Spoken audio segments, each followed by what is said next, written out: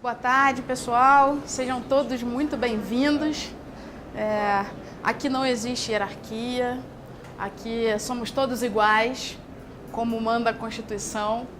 Então, fiquem à vontade para fazer as colocações, a gente vai ter um espaço para a gente trocar um pouco mais. A intenção é que não seja apenas uma pessoa aqui na frente cuspindo coisas para vocês, mas que a gente possa interagir e trocar.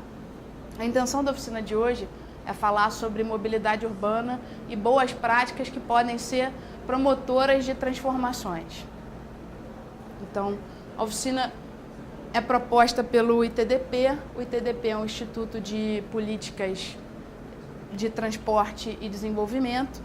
Ele foi criado em 1985 nos Estados Unidos e hoje ele já expandiu sua atuação aqui para o Brasil, para a Argentina, para o México, para a Indonésia, para a China e para a Índia também. Essa possibilidade de atuação internacional do Instituto, que é uma organização sem fins lucrativos, tem o objetivo de trabalhar na coleta de boas práticas, na catalogação disso e na posterior disseminação para que os atores que estão na cadeia de mobilidade urbana possam se servir dessa documentação e aplicá-las nas suas localidades.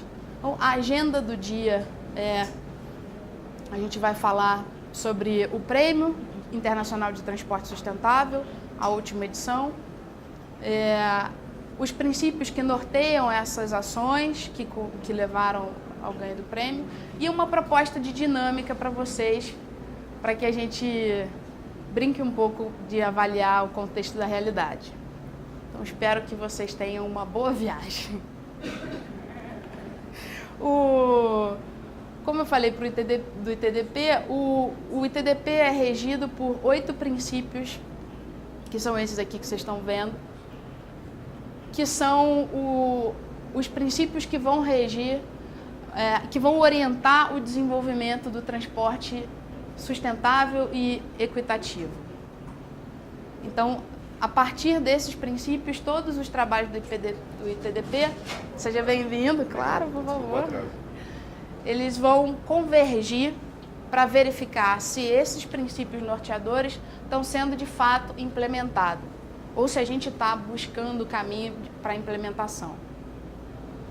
Esse prêmio começou em 2005 e foi instituído justamente para reconhecer as boas práticas que promovem o desenvolvimento sustentável relacionado ao transporte.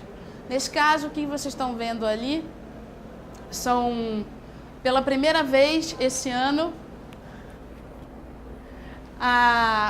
3 cidades foram premiadas e pela primeira vez o Brasil foi agraciado nessas 3 cidades. Mas eu conto já para vocês quem. Tudo bem? Seja bem-vindo.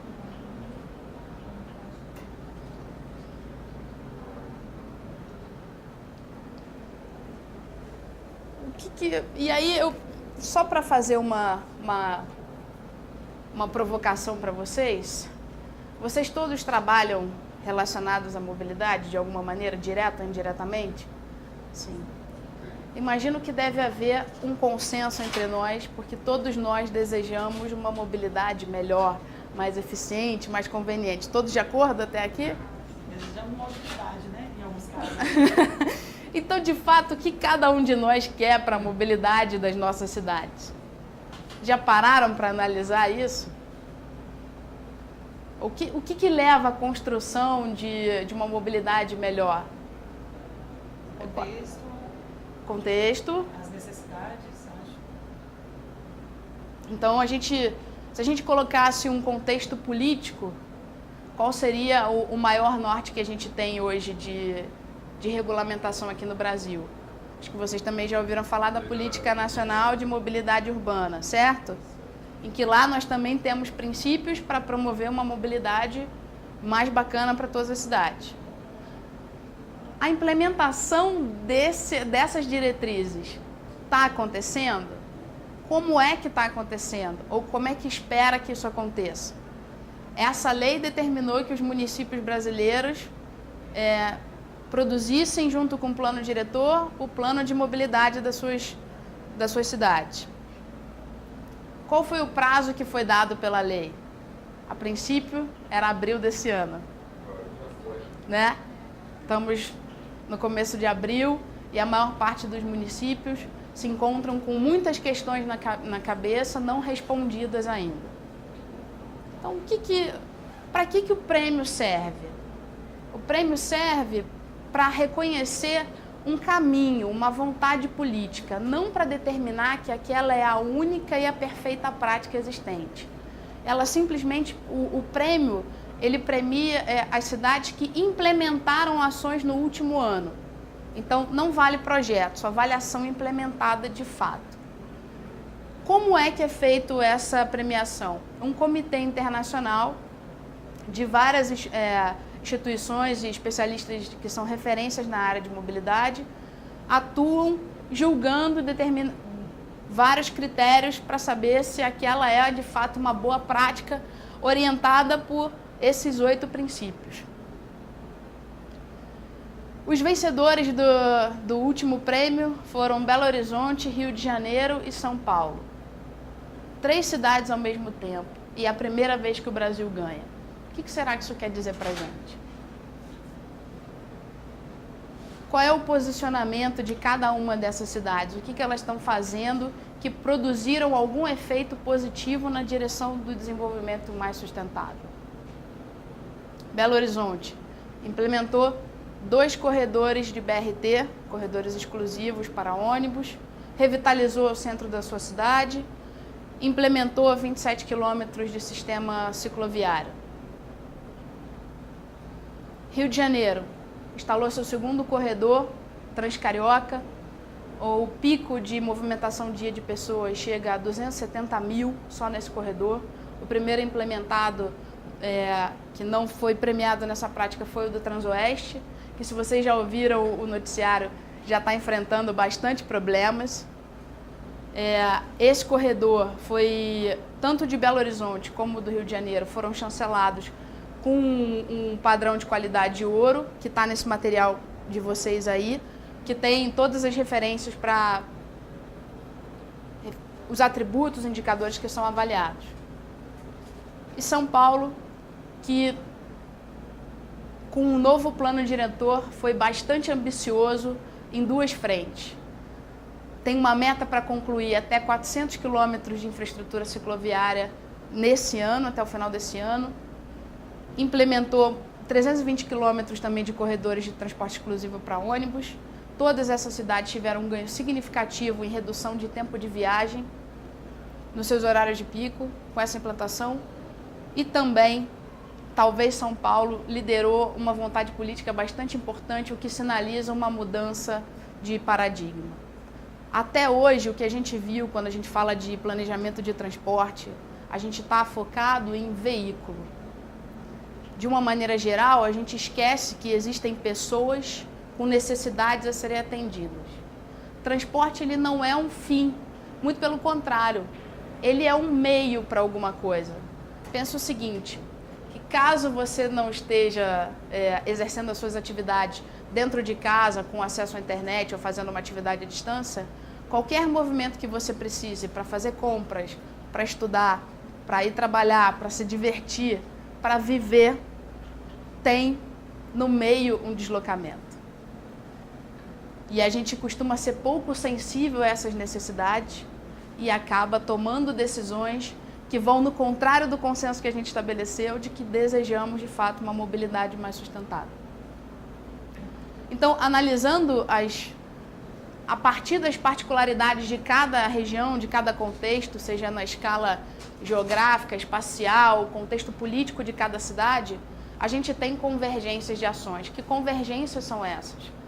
São uma inversão da pirâmide que a gente tem hoje. É colocar na base a prioridade para os transportes que a gente considera mais ativos, mais saudáveis, mais ambientalmente amigáveis, sustentando a alimentação do transporte público e depois compartilhando espaço com transporte individual motorizado.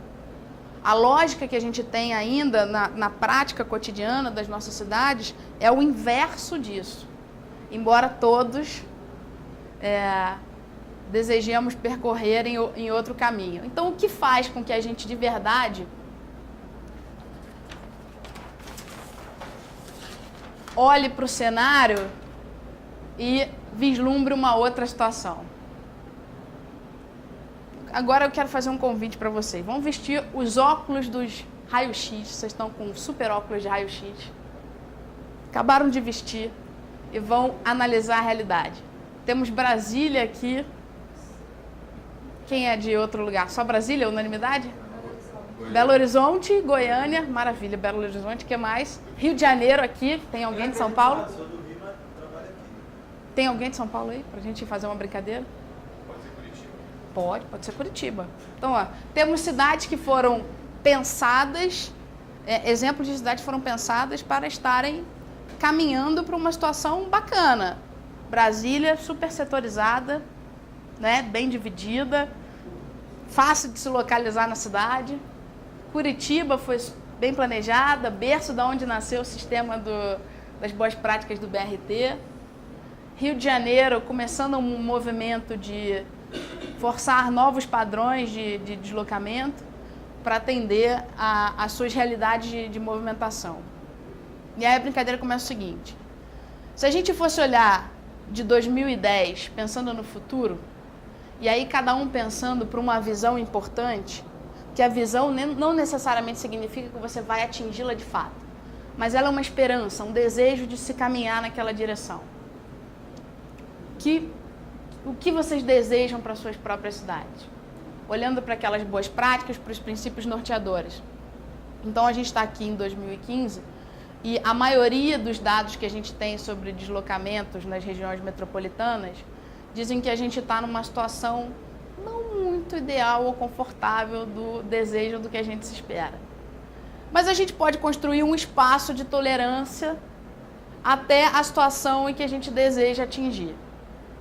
E aí eu pergunto para vocês, os planos de mobilidade deveriam nascer aqui e deveriam ter um horizonte para frente. Ou seja, nesse espaço de tempo que a gente tem para percorrer, a gente deveria caminhar nessa direção de atingir essa situação. E aí, beleza, se toda ação tem um efeito, uma consequência, isso tem uma interdependência, o que causa o cenário atual para a gente? Se a gente voltar lá atrás, na década de 50, onde Brasília começou a ser erguida, qual era o contexto brasileiro naquela época? Vamos lá, gente. Expansão da indústria, especialmente... Opa, Le Corbusier, que tem um padrão que... E como é que a gente diz, da década de 50 parou nos anos 2000, 2010, 2015? Aquela situação lá que vocês viram, que é o ideal, está completamente invertida. Como é que a gente faz para colocar a pirâmide no lugar de novo? Se a gente evoluiu para esse estado, provavelmente todas as nossas cidades têm tendências e padrões que se repetem. E se a gente observou as cidades que venceram as boas práticas desse ano e os outros premiados, todos seguiram uma mesma linha, que foi justamente de inverter aquela pirâmide. Mas como é que a gente faz para construir isso de fato? Aí, como eu sou uma curiosa, eu tive a oportunidade de ler o jornal de vocês. E aí tinham duas matérias que me chamaram muita atenção. Violência no trânsito e desafios da mobilidade, escrito por um rapaz que pode ser bastante conhecido de nós, o Irá, Rodas da Paz. Vou deixar com essa fileira, para vocês darem uma olhada. E essa segunda, todos são de editoriais, é o mesmo jornal. Esse de quarta e esse de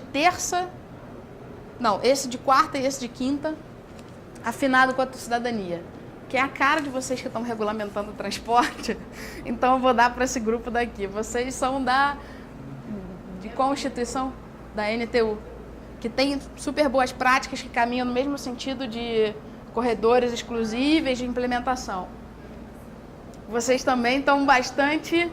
Universidade, beleza. Então temos todos os atores aqui, acadêmicos, técnicos, empresários, maravilha. Vocês, sociedade civil. Todos os atores da cadeia. Fechou, lindo.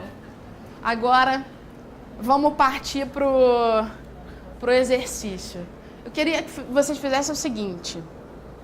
Dessem uma lida, passassem o olho, destacassem um trecho que chamou bastante atenção de vocês nesse contexto. Vocês aqui também. Só que aqui a gente tem um ambiente que força um contexto de regulamentação do transporte.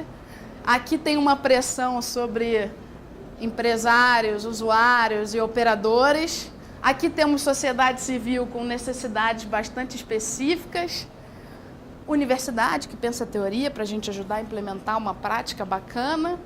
E o senhor está... O senhor está no céu, mas eu estou aqui. Desculpa. Luiz, você está técnico. Maravilha. Olhando para a questão técnica dos transportes, a gente tem situações que podem ser decompostas, mas a gente tem um ambiente em que a gente precisa planejar uma situação. Depois a gente tem uma parte em que a gente deve partir para o exercício da implementação e da própria gestão dessa implementação. E a gente tem o último, que é como é que operacionaliza de fato essa implementação. Então, no contexto dessa operacionalização, a gente tem um ambiente regulatório que vai licitar os transportes, eles vão ser de ordem pública, privada, se eles vão ser uma parceria, se vai ser esquema de concessão, de cessão. Agora, para a sociedade civil, o que importa de fato? Quais são as necessidades que precisam ser atendidas? Aquelas que garantem o ir e vir. Quais são os maiores movimentos que a gente tem cotidianamente nos nossos centros urbanos? Quais são as principais atividades? Trabalho e estudo, certo? Agora tem uma outra questão muito importante. Se para acessar trabalho e estudo, a gente está colocando dois pilares fundamentais, que é o direito de acesso à cidade.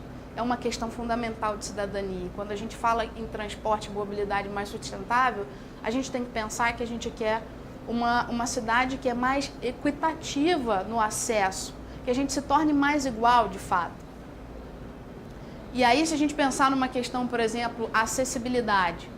Como é que se promove a acessibilidade no território onde os deslocamentos são tão complexos e tão dispersos no território? Como é que a gente faz para assegurar isso? E quais são, se a gente fosse parar para avaliar alguns fatores que de fato potencializam essa mobilidade ou de fato que restringem? Se você olhar a questão de gênero entre homens e mulheres, será que existe uma diferença de padrão de deslocamento? Será que a idade de uma criança, de um adulto e de um idoso tem alguma coisa que pode favorecer ou restringir essa mobilidade? Será que as próprias condições do ambiente podem influenciar o comportamento? Como é que essas relações são interdependentes? E aí, vocês conseguiram terminar de ler a matéria? O que vocês destacaram aí, Ana? Você conseguiu passar o olho? Passei. O que mais? O que você destacou aí? Eu destaquei uma coisa que me incomoda diretamente, que é o fato de que a leitura de que Brasília é planejada, não é planejada para o pedestre. Opa, uma coisa importante. Não há qualquer tipo de identificação. Fala por causa da transmissão. Eu identifiquei na matéria uma coisa que me atinge no cotidiano, que Brasília não é uma cidade para pedestres. Não há prática aqui, por exemplo, de você se deslocar de um lugar para outro, mesmo perto, andando. Não há qualquer tipo de sinalização nos pontos de ônibus, por exemplo. Não há identificação de sinais voltados para pedestre. E os espaços que são compartilhados com os carros não são exatamente amigáveis. Então, na matéria fala exatamente disso, da morte de um ciclista. E isso é um fato muito cotidiano aqui em Brasília. O que mais? Alguém destaca? Por causa da transmissão. Coisa interessante que eu observei ali, comecei a lembrar do ano passado, que eu trouxe meus alunos da disciplina de Geografia Urbana, eu sou geógrafo, e eu trouxe os alunos, eu dou aula na cidade de Goiás, que é uma cidade histórica, talvez alguns conhecem, uma cidade pequena, de depois eu quero apontar os problemas também da mobilidade, muito sérios. E aí o trajeto inicial que eu comecei com eles aqui, a maioria nunca conhecia Brasília, né? Um só que tinha vindo aqui, mesmo morando perto, o pessoal é muito pobre lá. E a gente pegou o metrô lá na rodoviária, né? Pra eles verem o que era o metrô, nunca tinha andado também, e descemos aqui na rodoviária do Plano. E eu falei, não, vamos andar pouco a pé, só até na torre de TV, né, da rodoviária do Plano, né? O goiano fala logo ali, né? Ah, é pertinho mesmo. E aí eu já conhecia um pouco aqui em Brasília e eu fiz isso de propósito para eles sentirem como que era o andar a pé aqui, que não era só a questão de ser longe, mas do como chegar nessa torre. Era vésperas da Copa do Mundo aí, tinha os outdoor, ó, tudo em inglês, ó, caminho por aqui, para ir pro estádio. E o quanto que eles sofreram, assim, tipo, eu tava parecendo um professor de colégio, ó, sai da rua, vai pra calçada. Desse tamanho, assim, a largura, eu não medi, mas sei lá, não sei se tinha 1 metro, o leito da calçada, enquanto que para os automóveis acho que são 5 ou 6 faixas, né? 6 faixas, só num sentido da via. Eles, professor, não sei o que, é muito longe. Eu falei, mas é isso que eu queria que vocês sentissem. Tipo, o paradoxo que ao mesmo tempo é a arquitetura mais moderna que vocês possam estar vendo aqui. Eu acho que a cidade, do ponto de vista arquitetônico, deve ser a mais fotografada do Brasil, acho que é a mais, assim, mas tem esse tipo de gargalo, né? E se de repente um ali podia se atropelar com os carros ali, estava com total velocidade, entendeu? Então eu lendo aqui, eu comecei a recordar nesse sentido, assim, achei interessante. Mais alguém? Ali atrás. Opa, só pode ir. Oi, então, eu acho interessante que ele coloca aqui o contraste, né? Apesar de que Brasília, né, ela foi projetada há 50 anos atrás, mas que hoje, né, ele coloca, na França eles estão impedindo o uso do carro, eles estão incentivando a bicicleta, o transporte ativo, e aqui em Brasília está morrendo ciclista, né? Essa é a grande manchete. E aí tem também, eu não cheguei a ler a matéria inteira, mas que Brasília tem, né, 440 quilômetros de ciclovias, que também foram feitas totalmente para tirar a bicicleta do carro, para a bicicleta não atrapalhar o trânsito. Ela não foi feita no sentido de que a bicicleta seja um meio de transporte eficiente. Ela foi feita no sentido de que vamos tirar a bicicleta que atrapalha os motoristas para não atrapalhar eles, tanto que as ciclovias não servem para deslocamento, né? Então isso é bem curioso, assim, né? Enquanto o mundo inteiro, né, vários lugares estão indo para o caminho certo, estão tentando inverter a pirâmide, Brasília ainda só vai reforçando ainda mais esse rodoviarismo que existe aqui. Só para fazer um complemento na fala do Yurie, eu não consigo encaixar Brasília em nenhum dos 8 pontos, porque nós temos uma ocupação de território espraiada, né, com o centro, que é o plano piloto, e as cidades satélites, que hoje algumas já estão se conurbando, né, como o eixo de Taguatinga, Ceilândia, você já tem ali uma proximidade maior entre os núcleos urbanos, mas outros núcleos completamente desconectados, ponto a ponto, né, desconectados. Não são cidades compactas, são cidades que se espraiam pelo território, né, elas têm uma ocupação preferencialmente horizontal. O transportar, bom, quem usa o transporte público no Distrito Federal, não preciso me alongar no tema. Não são cidades densas, né? São cidades que têm repetido esse mesmo modelo de ocupação modernista dos anos 50 e reproduzindo falhas aí ao longo do tempo e todas as mazelas que esse modelo já demonstrou em termos de ocupação do território, economia urbana e enfim. São cidades, como você falou, zoneadas, com funções definidas, então não há mistura, ou a mistura é muito pontual em áreas muito pequenas da cidade, onde não dá para usar a bicicleta, ou, enfim, dá para usar de maneira muito difícil, né, assim, e onde é muito complicado andar a pé. E nos pontos aqui em que o Irá toca no texto dele, me é bastante caro, que é a velocidade das vias. Né? Então, a gente tem, como o Irá falou, essa política de não compartilhamento de vias, e sim de segregação da bicicleta, assim como já havia sido feita em poucos locais onde a gente tem as calçadas, a segregação do pedestre, e não se atacou o espaço do carro, né? Talvez eu tenha usado a palavra meio forte aí de guerrilha, né? Mas parece que é o que a gente está vivendo. Assim, o espaço do carro não foi retirado, ou não se fez nenhuma política em prol da redução do uso do automóvel como meio preferencial de transporte, né? Então, esse espaço não se tornou compartilhado e nós temos vias rápidas, embora muitas zonas sejam zonas 40, o limite de velocidade, as pessoas andam a 60, 70 numa via local, né? E isso é incompatível com andar e se locomover por meio não motorizado. Só um segundo, só para ele passar a palavra aqui. Eu queria compartilhar com você tudo que você colocou, né? E era o que eu estava pensando, de uma certa forma, né? E quando a gente começa a olhar as questões que mais nos incomodam, né? Que você está chamando de problemas, e até assim, muitas das vezes a gente é meio míope, né? A gente consegue ver só uma coisa, a gente perde, sabe, a relação com o restante que de alguma forma está interferindo nisso. Essa opção que a gente está falando agora, que a cidade foi planejada só para o carro, em detrimento dos outros modais e tal, que de alguma forma interfere, né, no ir e vir, né, e tal, é uma opção que foi lá em 50, né, que foi escolhida, né, a questão da opção do desenvolvimento do Brasil, né. Nós tínhamos todos um outro sistema que a gente poderia ter optado, talvez a gente tivesse construído cidades um pouco diferentes do que são hoje, mas a nossa opção foi pelo petróleo, né, foi pelo carro e por tudo isso. E hoje a gente está, de uma certa forma, a gente está pagando, não sei se seria esse termo, pagando, né? Mas a gente está vivendo os resultados dessa opção de escolha, sabe?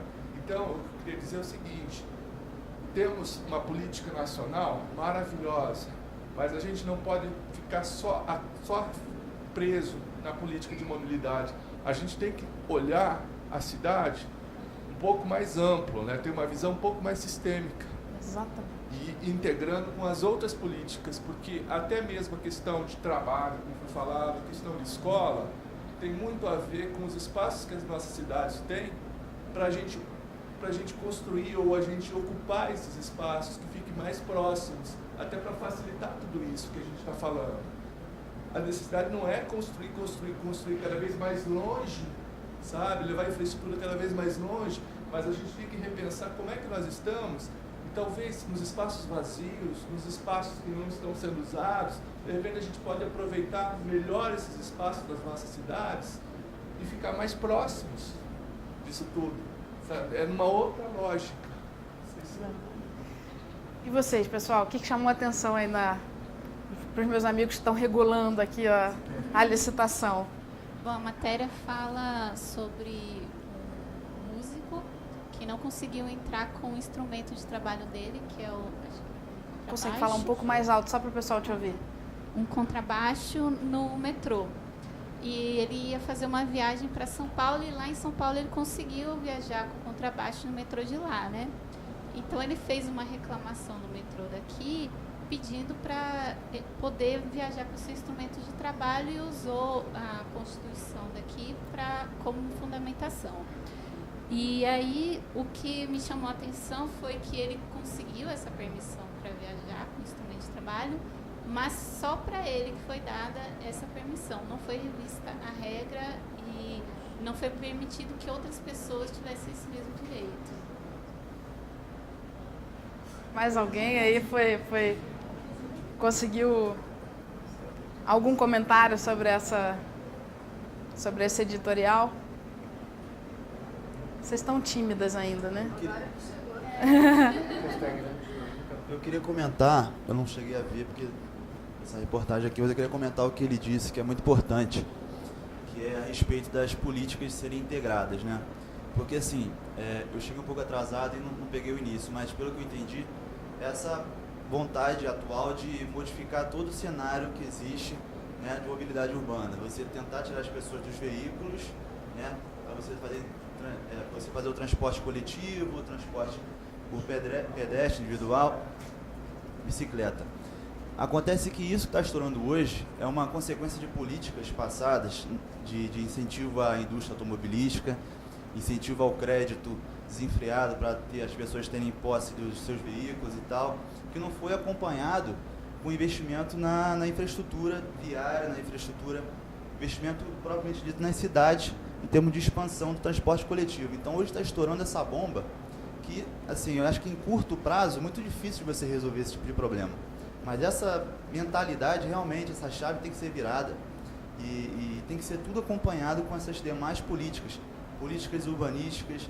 As cidades têm que ser montadas com possibilidade de que não seja somente uma zona residencial, que tenham zonas comerciais fortes, zonas industriais fortes, para que as pessoas não precisem se deslocar tanto para poder trabalhar, como acontece no entorno aqui do DF, que todo mundo vem do entorno para cá trabalhar e volta. É um transporte pendular, diário, sendo que lá no entorno as pessoas não têm possibilidade de conseguir um emprego com condições dignas. Então o transporte ele é uma situação que hoje está sendo impactada por uma questões políticas que aconteceram no decorrer do tempo, que nunca foram enxergadas. Então essa modificação não tem que partir somente do transporte, mas de outras políticas também econômicas, urbanísticas, como um todo. Meu nome é Bárbara, eu trabalho na NTU, que é uma associação nacional que representa os operadores de transporte público no Brasil. E hoje a NTU é uma entidade de vanguarda, ela defende políticas públicas para a mobilidade de uma forma geral. E um dos principais entraves que os operadores de ônibus hoje têm no Brasil é a ineficiência na gestão pública. Então, hoje o empresário de ônibus, ele é tido como um vilão, né, como quem só quer ganhar dinheiro, quem atua em detrimento da mobilidade urbana, como se ele não quisesse aquilo. Só que é um engano. Quem é empresário sabe que você só se dá bem no seu negócio se todo o cenário está bem. Se o cenário está ruim, se tem congestionamento, se tem carro na rua, se está tudo caro, está mal para o empresário também. Então, a mobilidade urbana eficiente é interessante para o empresário e ele precisa disso. Ele precisa de um trânsito livre para poder circular bem, para poder atender melhor as pessoas, para poder ter retorno daquele investimento que ele está fazendo. Então, hoje, um dos principais trabalhos que a NTU faz é nesse sentido de capacitar os órgãos gestores.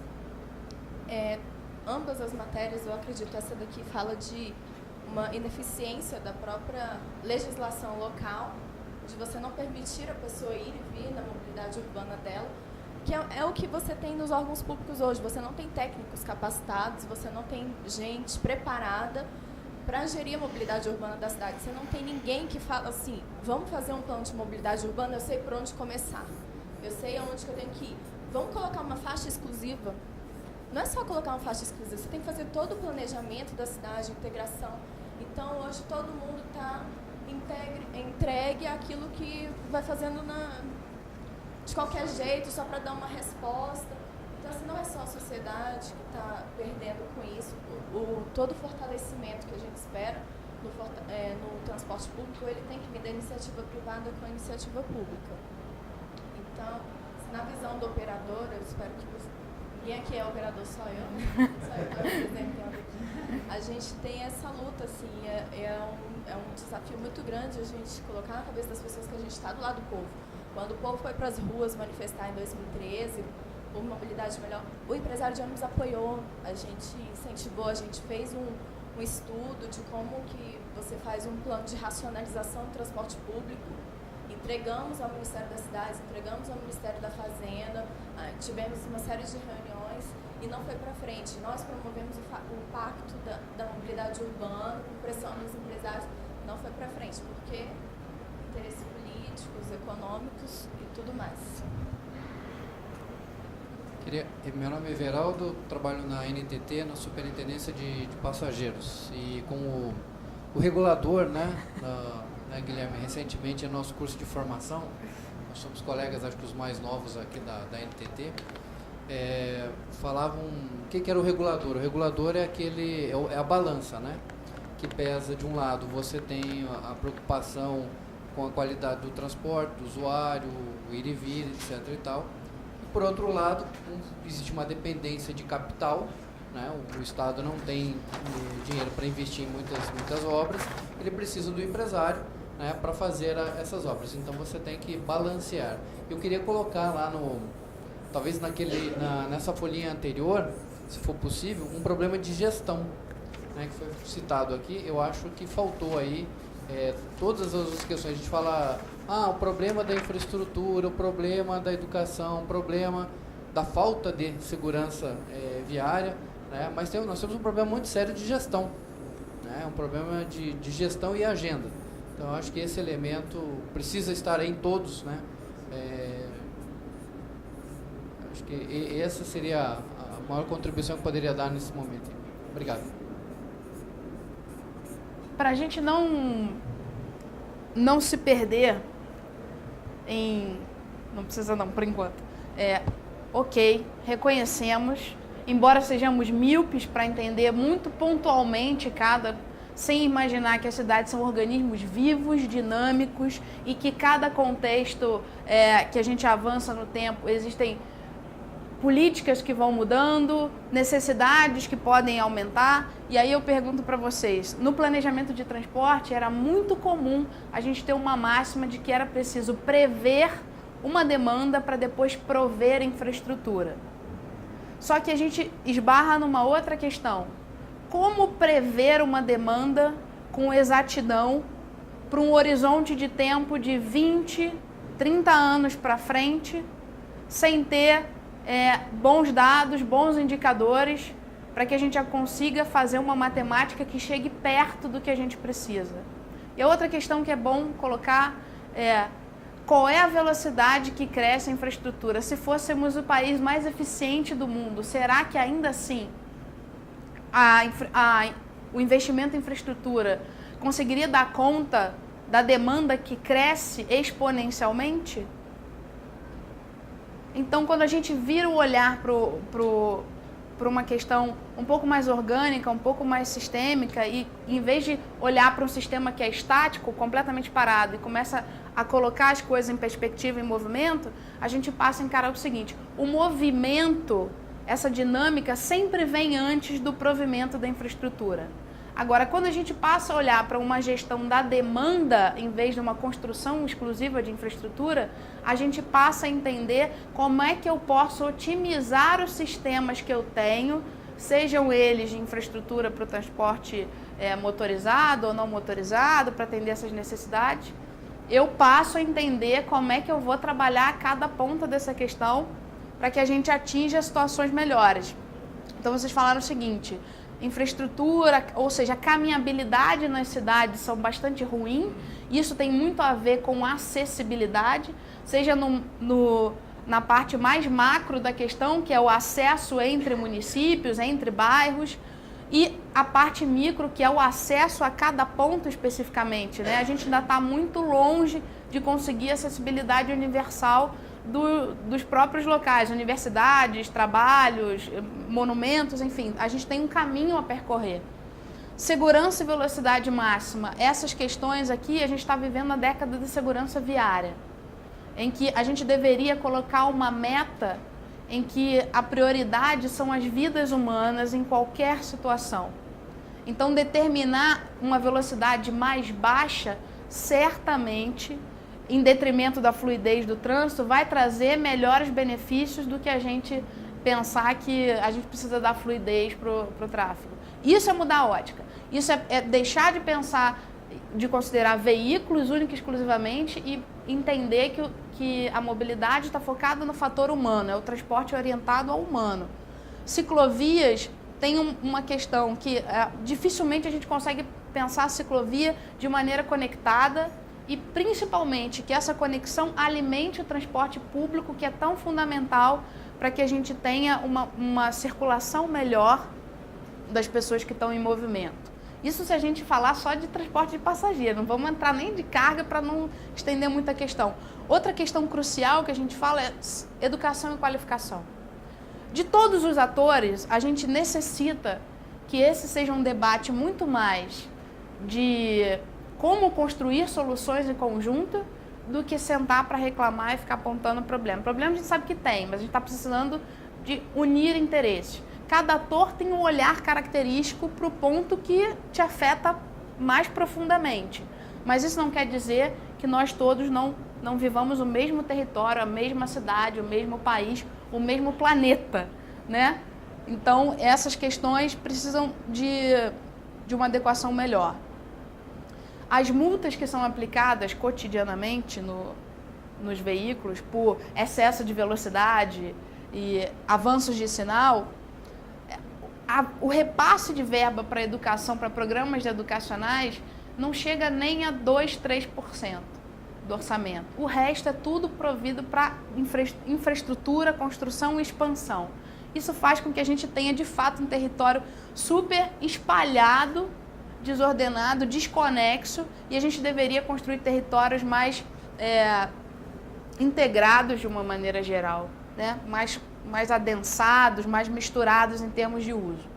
Então, falando sobre isso e percebendo que aquelas boas práticas que foram vencedoras de 2005 até 2015, em 10 edições do prêmio, elas caminham nessa direção de orientar o desenvolvimento para as pessoas, para o olhar humano. E aí, se você começa a decompor, ok, mobilidade sustentável, tal qual como o desenvolvimento sustentável, é o equilíbrio entre uma necessidade econômica, uma necessidade ambiental, que vai desenvolver toda uma parte social, plenamente. Ok, mas como é que a gente constrói essas articulações para que isso seja construído na prática? Porque a gente sabe de tudo isso teoricamente, mas na hora de aplicar, de tomar uma decisão, o que vem se está nos colocando na contramão de tudo isso. E tem uma outra questão bastante importante. A gente vive em contextos, em regiões metropolitanas, todos nós aqui, em que a gente está mais qualificado, mais preparado, tem mais acesso à informação e mais ferramenta para lidar com os problemas. E os municípios que estão crescendo e os pequenos, que são a maior parte e que vão ter os maiores problemas para entregar seus planos de mobilidade. Como é que a gente faz para fazer com que eles não repetem os mesmos erros que as grandes cidades fizeram e para que eles, a partir de uma questão de problema um pouco menor do que a gente vive hoje, consigam se desenvolver mais plenamente, evitando a caminhada que a gente já fez até aqui? Só colocar uma coisa. Estou vendo aqui, com a conversa com os colegas aqui, a gente consegue ter uma ideia legal. Até no que diz respeito a um planejamento, nós vamos começar a pensar assim, o que é mais na questão da microestrutural e mais macro, assim, né? Do ponto de vista um pouquinho mais amplo, a gente falando dos planos de mobilidade, eu trabalho um pouquinho assim nessa área, a maioria dos municípios brasileiros nem plano diretor não tem. Estou falando daqueles que são obrigatórios, que é acima de 20 mil habitantes, ou que entram entre os 5 quesitos lá que são obrigatórios. No estado de Goiás, por exemplo, dos 246 municípios, só 80 já fizeram o plano diretor, e desses 80, só um está atualizado, que foi de Goiânia, porque é a capital e está, né? Se o plano de mobilidade tem que fazer parte do plano diretor, se nem o plano diretor não está feito, a cidade de Goiás que eu trabalho, a revisão está 9 anos atrasada. Inclusive, eu estou num projeto de extensão para tentar deslanchar isso, e lá tem uma resistência, né? Os coronéis fazendeiros, os políticos lá não vão, acho que, concordar com que se faça um plano diretor, principalmente no que diz respeito da área rural, lá vai pegar muito no pé, enfim, uma série de coisas assim que só para somar no que você está falando aí, né? Então, para que a gente possa avançar e desfocar um pouco da construção dessas situações, se sistema é como as suas partes se encaixam, e o que está diretamente relacionado com o nível de interação e compatibilidade entre os agentes, para que a gente possa interferir no sistema como ele está. Então, como é que as partes se encaixam para a gente orientar os deslocamentos que a gente tem na direção do desenvolvimento? Porque falar em cidades que têm melhor mobilidade e acessibilidade, naturalmente, é prover cidades de uma dinâmica econômica muito mais vibrante. Isso só para começar. Então, acadêmicos, técnicos, gestores, como é que a gente faz para construir, de fato, essas realidades? Que técnicas que estão disponíveis?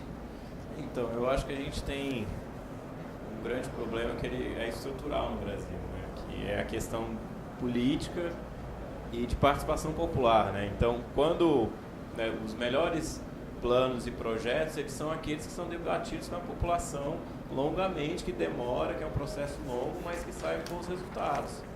O problema é que no Brasil, a gente não...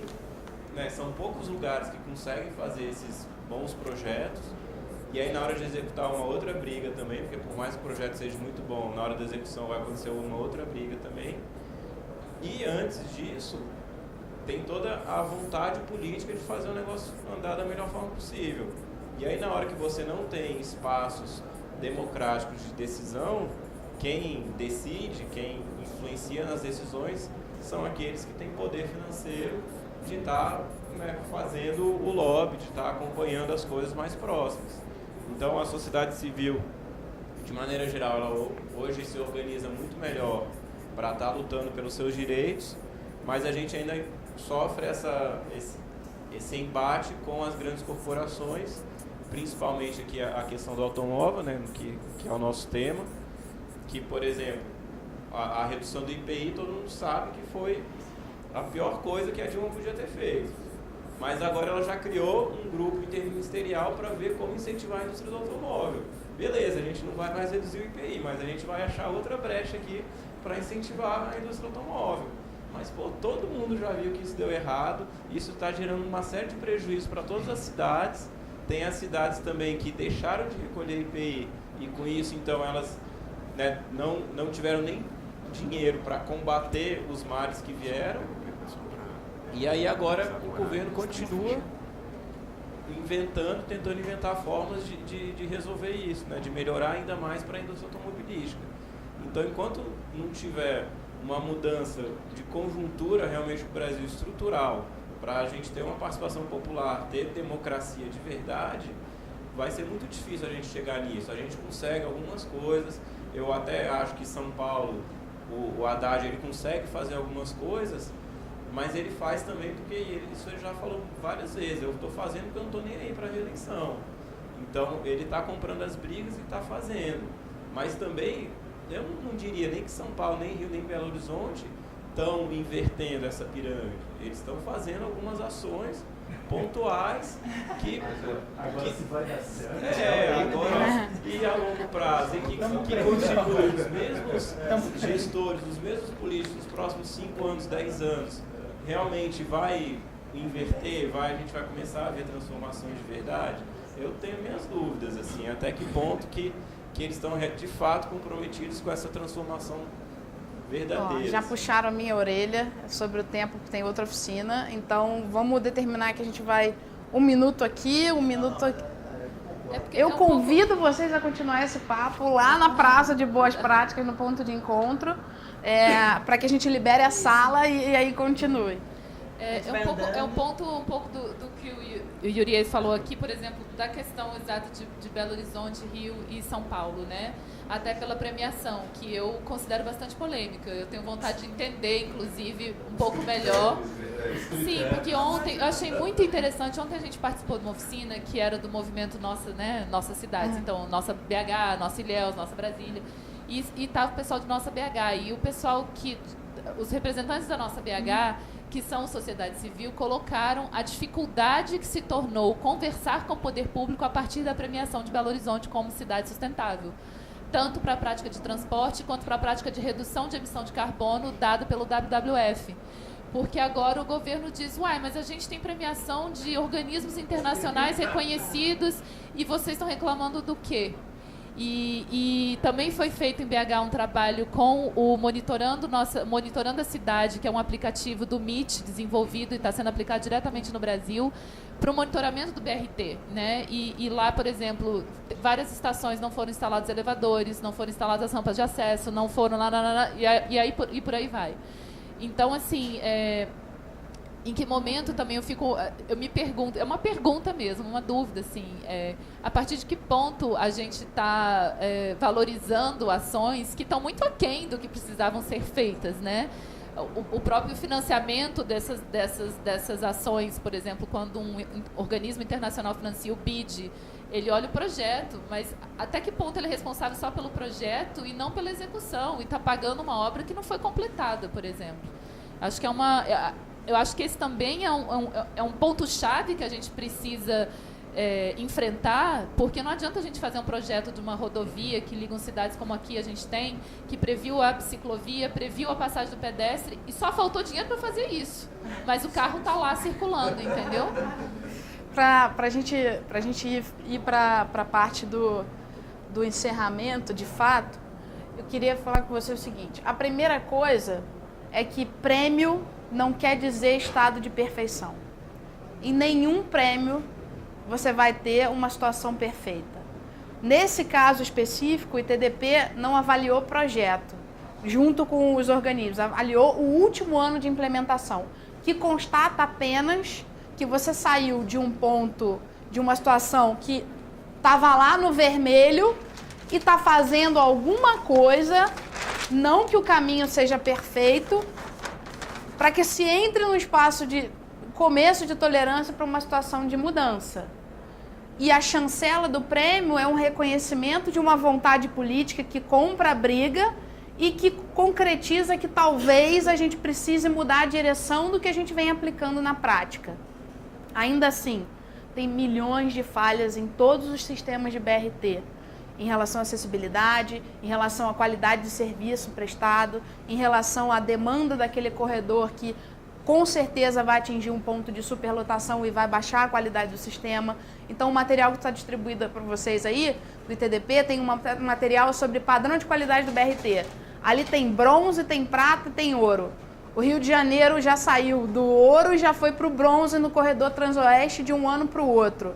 Então, isso quer dizer que se a gente tem um instrumento que é possível de ser entendido pela população, pela participação, em que eu contesto que aquele meu prêmio não vale mais porque a prática do segundo ano já baixou a qualidade, eu estou medindo, estou acompanhando, eu tenho como voltar o meu caminho para o trilho. Olha, isso aqui não está dando certo, isso aqui precisa melhorar, né?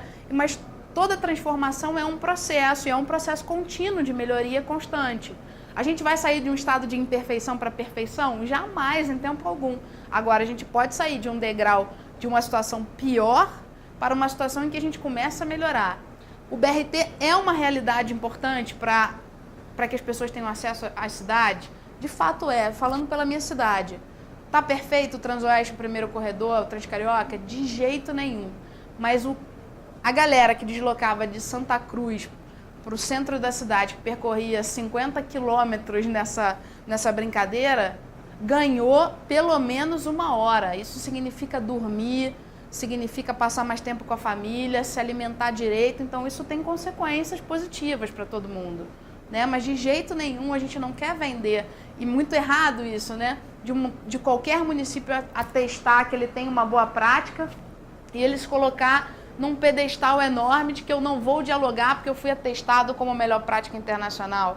Não, é só uma melhor prática naquele tempo que você foi avaliado, se é que eu fui verificar a ação, né? Então, quando a gente, de alguma maneira, entende que a participação cidadã é fundamental, e quando a gente fala em participação cidadã, a gente entende que cada um de nós é responsável por uma ação positiva e concreta na direção do futuro que a gente deseja, que não que a gente não vá terceirizar o problema, né? Então, se eu estou numa posição de acadêmico, representante de alguma instituição, que eu dê o melhor, que eu utilize as melhores técnicas para atender de fato aquilo que eu considero que é fundamental para a minha vida em particular, né? Porque a mudança começa do individual para o coletivo, não do coletivo para o individual.